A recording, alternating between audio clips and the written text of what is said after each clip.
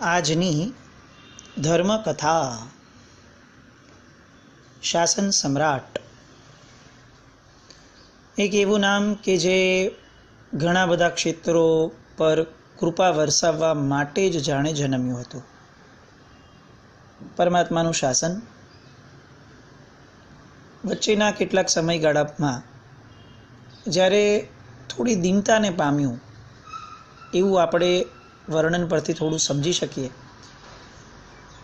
અને એમાં પૂજ્યશ્રીના ગુરુવર્યો વૃત્તિચંદ્રજી મહારાજ, બુટેરાયજી મહારાજ વગેરે થયા અને એમણે એક પરિવર્તનનો સૂર ફૂંકાવ્યો.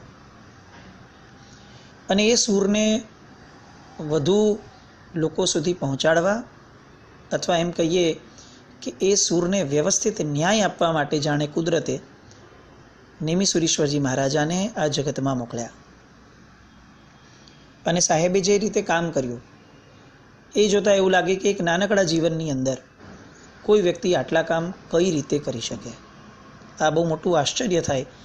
અને એટલા બધા ગુણો આપણે ઘણા દિવસથી સાહેબને જોઈ રહ્યા છે, પણ તો પણ હું માનું છું કે હજી સાહેબના જીવનના 30% પ્રસંગો પણ આપણે કદાચ સ્પર્શી નથી શક્યા. એટલા બધા તો ક્ષેત્રો છે કે જે ક્ષેત્રોમાં સાહેબે ન્યાય આપ્યો છે. એમાંનું એક ક્ષેત્ર અતિ મહત્વનું એ તીર્થ ઉદ્ધારનું ક્ષેત્ર. કેટલાય તીર્થો, કેટલાય જિનાલયો, કેટલાય નગરો એવા પવિત્ર પુણ્ય લઈને જન્મેલા કે એમને પૂજ્ય શાસન સમ્રાટનો લાભ મળ્યો. સાહેબની પન્યાસ પદવી થઈ. એ પછીથી મહુવા પધારવાનું થયું. મહુવાની અંદર દેરાસરની બાજુમાં એક ઝૂંપડી હતી અને અચાનક જ એ બેન જે ઝૂંપડીમાં રહેતા હતા બીજી કાસ્ટના, એ બેને સહજ વાત કરી કે આ તમારા જે ગુરુ મહારાજ છે ને એનો જન્મ તો મારા આ ઘરે થયો હતો. અને પૂજ્ય ઉદયસુરી મહારાજ સાહેબ આદિ મહાત્માઓ એ સમયે મુનિરાજ, એમને આ વાતની ખબર પડી, સાંભળ્યું અને કન્ફર્મ કરવા માટે એમને દિવાળીબેનને પૂછ્યું. અને ત્યારે દિવાળીબેને જણાવ્યું કે વાત સાચી છે, પ્રસૂતિ આ ઘરમાં થઈ છે. અને ત્યારે આ મહાત્માઓને એવું લાગ્યું કે આ બેન તો જીવે છે ત્યાં સુધી કશો વાંધો નથી, પણ આ બેન નહીં હોય, એમને કોઈ છોરું ચયું છે નહીં, તો એ પછીથી આ ઘર ઉપર બાંધકામ થશે અને આરંભ સમારંભના પાપો થશે જે પણ જગ્યા લેશે એને. આપણા ગુરુ ભગવંત 6 કાયના જીવોની આટલી બધી વિરાધનાથી વિરમ્યા અને આટલા બધા લોકોના વિરાધક ભાવને વિરમવા માટે જે અથાગ પરિશ્રમ કરી રહ્યા છે, એમનું જન્મ સ્થળ એ આરંભ સમારંભને કઈ રીતે પામે. અને એટલે એમણે કેટલાક સંઘના વ્યક્તિઓને વાત કરી, સાહેબથી બધું છૂપવું, અને સંઘના વ્યક્તિઓને વાત કરી, આગેવાનોને, કે અમારો એવો ભાવ છે કે સાહેબની જગ્યાએ ફરી નવું કોઈ જ બાંધકામ ન થાય અને કોઈ પણ પ્રકારનો આરંભ સમારંભ એમના જન્મસ્થળ પર ન થાય.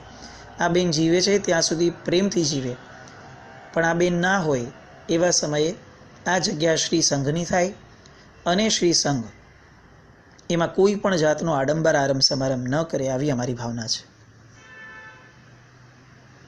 કેવું લાગે? આમ આ કાળના પરિપ્રેક્ષમાં આપણે વિચારીએ, આપણા પોતાના સ્વજનો ગુજરી જાય તો આપણે વિચારીએ કે ત્યાં એટલું બેસ્ટ જગ્યાનું કંઈક યુટિલાઇઝેશન કરવું છે, એવું બનાવીએ કે લોકો જોતા રહી જાય. દેરી બનાવીએ, પગલાં કરીએ, આ કરીએ, તે કરીએ. અને આ ગુરુ ભગવંતોના મનનો ભાવ એ બતાવે છે કે શાસન સમ્રાટની ટ્રેનિંગ એ કઈ દિશાની અને કયા લેવલની હતી. સહજ ભાવે એમના મહાત્માઓને આ નીકળ્યું કે આમાં કોઈ નવું બનાવવું છે એવું નહીં, આમાં આરંભ સમારંભ ન થવો જોઈએ. સાધુતાની વ્યાખ્યા.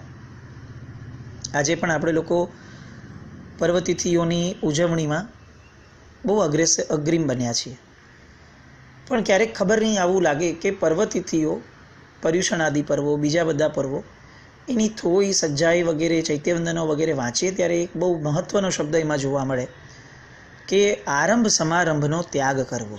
આ બહુ મુખ્ય ઉપદેશ હતો. એની જગ્યાએ ઘણીવાર એવું લાગે કે આપણા બધા મહોત્સવો એ બહુ વિશેષપણે આરંભ સમારંભની દિશામાં આગળ વધતા થઈ ગયા.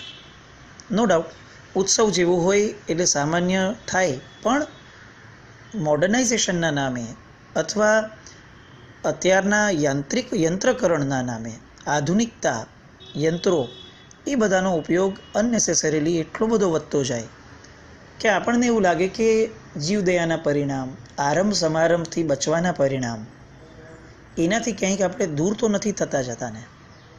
કારણ કે લૌકિક અને લોકોત્તરનો આ મુખ્ય ફરક રહે. લૌકિકતા એ ઠઠારામાં રહેવાની જ, કારણ કે એનો કોઈ છેલ્લો ધ્યેય નથી, એનો અનુબંધનો ધ્યેય નથી, એ બંધના ધ્યેયવાળા હશે. પણ લોકોત્તર પ્રભુનું શાસન એ તો અનુબંધની આશાએ, અનુબંધને બદલાવવાના ભાવમાં છે. એટલે આપણે ઊંડાણમાં જઈને વિચારવું એ થોડું આવશ્યક પણ બની રહે.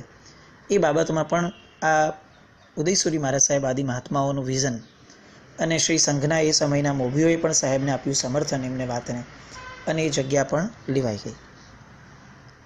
એ ચાતુર્માસની અંદર એ માસકલ્પની અંદર પણ પૂજ્યશ્રીએ એટલી જબરદસ્ત પ્રવચનની ધારાઓ વહાવી અને પછી ત્યારબાદ ત્યાંથી વિહાર કરી અને કદંબગીરી મહાતીર્થ, શાસન સમ્રાટના નામ સાથે જોડાયેલા કેટલાક અતિ મહત્વના તીર્થો, એમાંનું એક તીર્થ કદંબગીરી. આપણે શત્રુંજયની એટલી બધી છબી મોટી કરી છે જ, શાશ્વતું તીર્થ છે, પણ એ છબી મોટી કરવાની અંદર ક્યાંક ને ક્યાંક બીજી છબીઓ સાવ ઢકાઈ ગઈ અને સાવ એના પ્રત્યે જે દુર્લક્ષ થઈ ગયું, એમાં કદાચ એવું લાગે કે આપણે કંઈક ઇમ્પ્રુવમેન્ટ લાવી શક્યા હોત. શત્રુંજય સુધી આપણી ભાવનાઓ પહોંચે એ બેસ્ટ છે, પણ શત્રુંજય સિવાય ક્યાંય પહોંચે નહીં. અને પછી એ ક્ષેત્રો જ્યારે સીધાય અને ત્યારે ત્યાંની પવિત્રતા, ત્યાંની ભગવત્તા, આ બધાનું શું? એ વિચાર આપણા દ્વારા, વિવેક આપણા દ્વારા થવો જોઈતો હતો, જે ક્યાંક આપણે શત્રુંજય પ્રત્યેની ભક્તિના અતિરેકના કારણે કદાચ આપણે બીજે દુર્લક્ષ જે કરતા થયા. એ જે છે એ વાત આ કદંબગીરીના ઉદ્ધારના મૂળમાં છે. શ્રી શત્રુંજય મહાત્મ્યની અંદર કદંબગીરી તીર્થ માટે લખ્યું છે કે કદંબગીરીમાં બિરાજમાન શ્રી આદિશ્વર પ્રભુના ગણધર શ્રી નાભ ગણધર, એમણે ચક્રવર્તી ભરતદેવે પૂછ્યું કે હે ભગવાન, આ અતિ વિખ્યાત થયેલા ગિરિરાજનો શું પ્રભાવ છે? તો ત્યારે એ ગણધર ભગવંત એમને કહે છે કે ગઈ ઉત્સર પીઢીની અંદર શ્રી સંપ્રતિજીન નામના 24મા તીર્થંકર થયા હતા. એમના શ્રી કદંબ નામના ગણધર થયા હતા. 1 કરોડ મુનિવર સાથે આ કદંબગીરીવર ઉપર એ સિદ્ધપદને પામ્યા, માટે આ ગીરીનું નામ કદંબગીરી થયું. આ કદંબગીરીની અંદર ભરપૂર ઔષધિઓ, રસમુપાઓ, રત્નખાણો, કલ્પવૃક્ષો વગેરે દિવ્ય વસ્તુઓ છુપાયેલી રહી છે. ઉત્તમ વારયુક્ત દિવાળીના દિવસે અને ઉત્તરાયણ એટલે કે મકર સંક્રાંતિના દિવસે જે પુરુષ આ ગીરી ઉપર મંત્રમંડળ આલેખી અને મંત્રનો જાપ કરે એને દેવો પ્રત્યક્ષ થાય છે. આવો મહિમા શ્રી શત્રુંજય મહાત્મ્યમાં લખ્યો છે. આ સંસારની એવી કોઈ ઔષધિ નથી કે એવા કોઈ રસકુંડો નથી કે એવી કોઈ મહાસિદ્ધિઓ નથી કે જે આ ગિરિરાજની અંદર વાસિત ન હોય. સકળ સિદ્ધિઓનો આવાસ સમૂહ આ ગિરિરાજ જે દેશમાં વિલસી રહ્યો છે, તે સૌરાષ્ટ્ર દેશવાસી લોકો દારિદ્ર્યથી ન પીડાય, એ પણ આ ગિરિનો મહિમા છે. પણ આજે એ ગિરિની સ્થિતિ શું, એ બહુ જ દયનીય લાગે. આ નાભ ગણધરના મુખેથી નીકળેલી અત્યંત પ્રભાવિક વાતોને ભરત મહારાજાએ તો ઝીલી લીધી, આપણે કેટલી ઝીલી. આજે શાસન સમ્રાટ ના હોત તો આ કદંબગીરી નામની જે ટૂંક છે, ગિરિરાજની જ ટૂંક છે, જે ગિરિરાજની ટૂંક તરીકે આજે ગિરનાર, રૈવતાચલ આટલું પ્રસિદ્ધ થયું, એ જ ગિરિરાજની ટૂંક એટલે કે કદંબગીરી.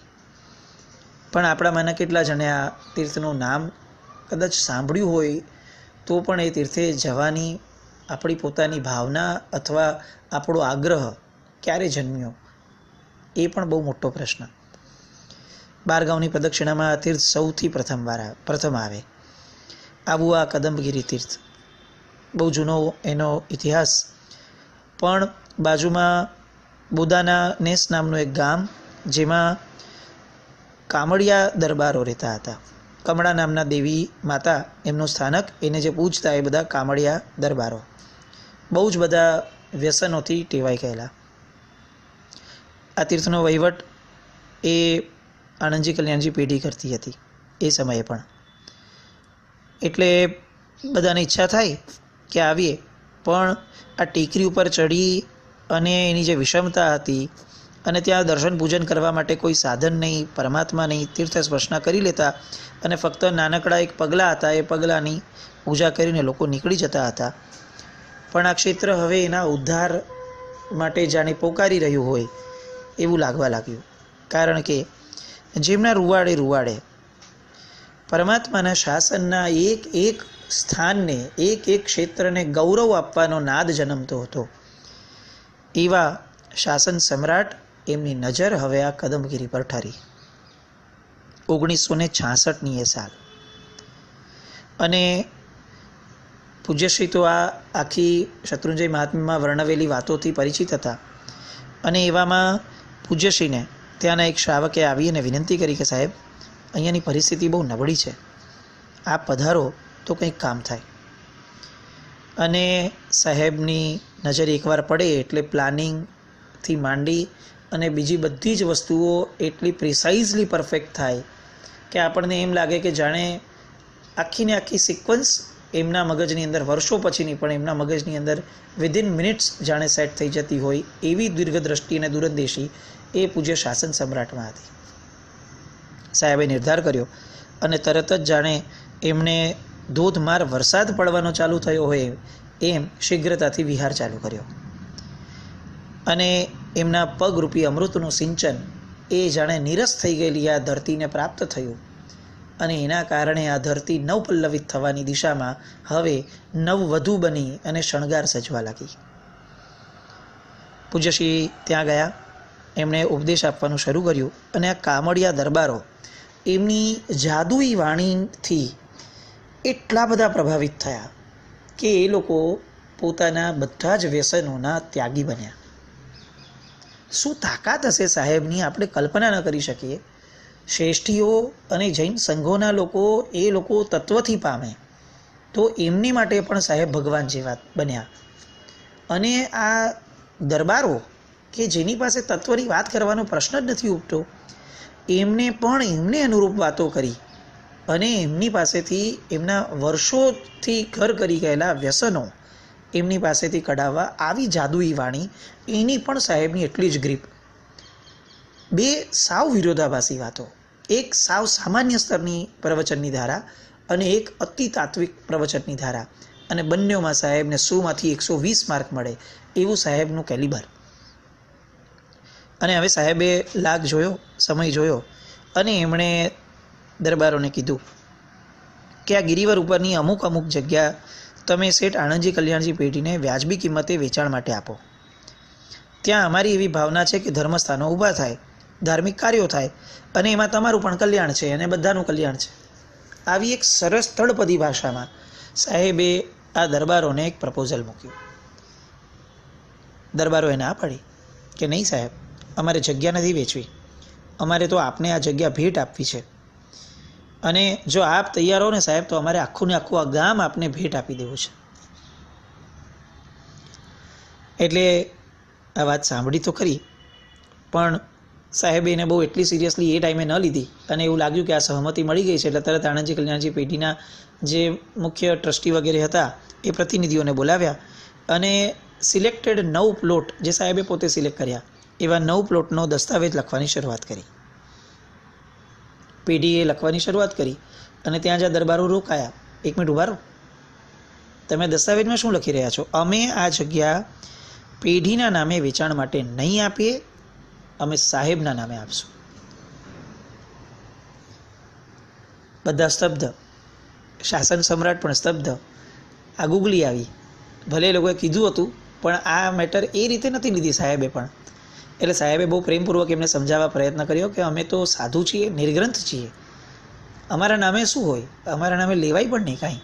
અમારાથી આવતીકાલની વસ્તુનું પણ વિચારણા માટે કોઈ વસ્તુ રાખવાની અમને છૂટ નથી ભગવાને આપી. તો અમારા નામે પ્લોટો કેવી રીતે લેવાય?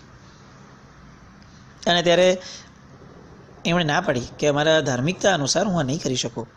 અને પેલા દરબારોએ કીધું કે સાહેબ, આપે એકવાર પ્રવચનમાં લીધેલું કે જગતગુરુ હીરસુરી મહારાજ સાહેબના નામે અકબર બાદશાહે એમને ઘણી બધી સનદો આપી હતી. તો જો હીરસુરી મહારાજ સાહેબના નામે સનદો નીકળી શકે અને હીરસુરી મહારાજ સાહેબ એનો સ્વીકાર કરી શકે, તો આપ કેમ ન કરી શકો? ક્લીન બોલ્ડ કરી દે એવો સવાલ. અને સાહેબે બહુ સહજતાથી, સરળતાથી, નિર્દોષ ભાવે એમને એક જવાબ આપ્યો કે ભાઈ, તમારી વાત સાચી છે, પણ હું હીર વિજય સુરી નથી. હું તો એમના ચરણની રજ પણ ન ગણી શકાવ એવું વ્યક્તિત્વ છું. લઘુતાની પરાકાષ્ઠાઓ. પણ દરબારો ભક્તિવંત છે, એ ગમે તે કરો, ભલે આપ જે કહો, પણ અમારે મન તો આપ એવા મહાપુરુષ છો કે જેને જમીનની નહીં, જીવનની ભેટ આપી દઈએ તો પણ ઓછું પડે. એટલે દસ્તાવેજ તો અમે આપનું જ કરશું. કોયડો ગૂંચવાયો, પણ જ્યાં જ્યાં ગૂંચવણ હોય ત્યાં ત્યાં શાસન સમ્રાટની તાર્કિકતા અને સમજણ શક્તિ એ ઓર ખીલે. આવી સાહેબની વિચક્ષણતા. અને આ કોયડાને સાહેબે બહુ સરસ રીતે, સહજ ભાવે એમણે સોલ્વ કરાવડાવ્યો. અને એમણે લખ્યું કે ચાલો લખો દસ્તાવેજની અંદર કે પૂજ્ય શ્રી નેમિસુરી મહારાજ સાહેબે અમોને, કામળિયા દરબારોને ઉપદેશ આપી અને અમારા દુર્વ્યસનો છોડાવ્યા છે. આ હકીકત તમે લખો અને પછી તમે લખો કે અમે એના કારણે એમના ઉપકારોની રૂએ અમારી ભક્તિભાવથી અમે લોકો આ દસ્તાવેજ આ પેઢીને અર્પણ કરીએ છીએ. સાહેબનું નામ પણ આવી ગયું અને સાહેબના નામે કંઈ થયું પણ નહીં. આવા રસ્તાઓ શાસન સમ્રાટ જ આપી શકે, અને એટલે જ કદાચ એમને સમ્રાટ કહેવાયા. બધા સહમત થયા, દસ્તાવેજ લખાયો, બહુ વ્યાજબી કિંમતે જગ્યા મળી ગઈ. તીર્થોદ્ધારના શ્રી ગણેશ થયા અને બધા ત્યાંથી પધાર્યા. અને આગળ જતાં જતાં ત્યાં કેટલીક પાંજરાપોળની જગ્યા માટેની વાત આવી, એ પણ લીધી. રોહિશાળાની જગ્યા એ પણ સાહેબના નજરમાં આવી. અને સાહેબને એવું તરત લાગ્યું કે આ પાલિતાણાનો દરબાર વાર તહેવારે આપણને હેરાન કરે છે, તો એવા સમયે પાલિતાણામાં પાછળથી દાદાની ટૂંકે ચડવાનો એક રસ્તો છે, તો પછી એ જગ્યા જો આપણે લઈ લઈએ તો આપણું કામ બહુ સરળ થઈ જાય. અને ક્યારેય પાલિતાણાની જાત્રા અગર ભવિષ્યમાં પણ તકલીફમાં આવે તો આ વૈકલ્પિક રસ્તો શ્રી સંઘને બહુ જ ઉપયોગી બને. આવું એક વિઝન સાહેબને આ રોહિશાળામાં જતાં જન્મ્યું. બાજુમાં જ શત્રુંજી નદી હતી, એટલે શત્રુંજી નદીને કાંઠેથી પણ આપણે સરસ આ જાત્રાનો લાભ મળે, આવો પણ એક લાભ મળ્યો. અને કોઈ વાર ક્યારેક આ લોકો રખોપાના નામે પણ જો કંઈક આપણી આગળ દરબાર માંગે તો આ પાલિતાણા સ્ટેટનો રસ્તો છે, એટલે એ પણ જાહેર માર્ગ કહેવાય. તો આ જાહેર માર્ગની અંદર તો કોઈ પણ વ્યક્તિ જઈ શકે, એટલે આમાં કોઈની કનડગત નહીં થઈ શકે. આવી અનેક દૂરંદેશી ભાવનાઓથી સાહેબે એ કુંડ પાસેની જમીન ગરાસિયાઓ પાસેથી પેઢી દ્વારા ખરીદી લેવાય એવો ઉપદેશ ગરાસિયાઓને આપ્યો. સાહેબની વાણીમાં જાદુ, જાણે વચન સિદ્ધ મહાપુરુષ. સાહેબ બોલ્યા અને ગરાસિયાઓ તૈયાર થઈ ગયા. અને આ વાત હવે સાહેબે એ સમયના કેટલાક ટ્રસ્ટીઓ અને શ્રેષ્ઠીઓને વાત કરી કે ભાઈ, મને આ ગમ્યું છે ને લાખો રૂપિયાના ખર્ચે જે ન બને એ કામ હવે સાવ સરળતાથી થઈ જાય એવું છે, તો આપણે આ લઈ લઈએ. એ સમયે નિયતિનું કામ કરતી હોય છે. પૂજ્યશ્રીના અથાગ પ્રયત્નો હવે જ્યારે મોઢામાં કોળીઓ આવે ત્યાં સુધી આવીને બેસી ગયા. એવા સમયે પેઢીના કેટલાક આગેવાન પ્રતિનિધિઓ, એમના મનમાં આ ભાવ પ્રગટ્યો કે સાહેબ, પાલિતાણાના ઠાકોર સાથે ઓલરેડી કેટલીક માથાકૂટો ચાલે છે અને હવે એ સમાધાનના છેલ્લા સ્ટેજમાં જેવું લાગે છે સાહેબ. હવે આ સમયે જો આપણે આ પાછળનો રસ્તો ખરીદીએ અથવા ત્યાંનો કોઈક જગ્યા ખરીદીએ અને આ સ્ટેટનો જે દરબાર છે એના મગજમાં પાછું કંઈક બુરકી ભરાય અને સાહેબ એ વિરોધમાં ઉતરી જાય તો સાહેબ બધી જ વાર્તાઓ પડી ભાંગશે. તો અમને એવું લાગે છે સાહેબ કે જો આપને યોગ્ય લાગતું હોય તો થોડાક સમય માટે આ વાતને અત્યારે હોલ્ડ ઉપર મૂકીએ. સાહેબના મગજમાં તો ઓછું બેઠું, પણ એ સમયના ઘણા બધા બીજા સૃષ્ટિઓને એવું લાગ્યું કે સાહેબ વાંધો શું છે, થોડા સમય પછી કરશું. અને શાસન સમ્રાટ હતા લોકોના વિચારો, લોકોના ભાવો એ બધાને બહુ સુપેરે જાણતા અને આશ્રિતોના પણ મનના વિચારોને ન્યાય આપવાની એક ઉદાર વૃત્તિવાળા સાહેબ. અને સાહેબે કીધું કે સારું, તમને બધાને એવું લાગે છે તો એવું કરીએ. એમ કરી અને છેક મોઢા સુધી આવેલો આ કોળિયો એ સાહેબે જતો પણ કર્યો. અને બધો જ પ્લાન જે સાહેબના મગજમાં બહુ દીવા જેવો સ્પષ્ટ હતો એ પ્લાન સાહેબે અભરાઈએ મૂક્યો. આ દ્રષ્ટાંત લેવાનું કારણ એ છે કે પૂજ્ય ગુરુ ભગવંતો એ લોકોની અંદર કોઈ પણ પ્રકલ્પ જે એમના મગજમાં આવ્યો છે એને જો ગમે તેમ કરીને વળગી અને પૂરું કરવાની પ્રકાંડ નિષ્ઠા આપણને દેખાય છે. તો સાથે સાથે આ એક દ્રષ્ટાંત પણ આપણી માટે લેન્ડમાર્ક છે શાસન સમ્રાટનું, કે એ લોકોને જ્યારે પરિસ્થિતિ ગમે તેટલી સ્પષ્ટ લાગતી હોય તો પણ સંઘના હિત માટે, સંઘના આગેવાનોના સૂચન માટે, એ લોકોના મનની શાંતિ માટે એમને છોડતા પણ આવડતું. જે ગુરુ ભગવંતો પકડી શકે છે તીવ્રતાથી અને પકડીને સિદ્ધ કરી શકે છે, એ જ ગુરુ ભગવંતો ગમે તેટલી સ્પષ્ટ દેખાતી વસ્તુ, હાથવેતમાં રહેલી વસ્તુને છોડી પણ શકે છે. આ ઉદારતા, આ ગુણ એ અકલ્પનીય છે. પકડવાનો અધિકાર એને જ છે જેને સમય આવીએ છોડવાની પણ મનની તાકાત છે. સંસારના તમામ ભોગ સામગ્રીઓમાં લીન એવા આપણે મૃત્યુ સમયે જ્યારે છોડવાનું આવશે ત્યારે જે સહજતાથી શાસન સમ્રાટે એમનો આટલો દ્રઢ વિચાર છોડી દીધો, એ સહજતાથી છોડી શકશું? શાસન સમ્રાટના આ ગુણને આપણે ખરેખર વાગોળવા જેવો છે. પકડવાની તાકાત છે, એનું ગૌરવ છે, બરાબર છે, વાંધો નથી. છોડવાની તાકાત, છોડવાની ઉદારતા અને છોડવાની સમજણ શક્તિ છે. સમય આવીએ પણ છે. આપણે નથી છોડી શકતા, વાંધો નહીં. સમય જ્યારે આપણી પાસે છોડાવે ત્યારે તો સહજતાથી છોડી શકીએ.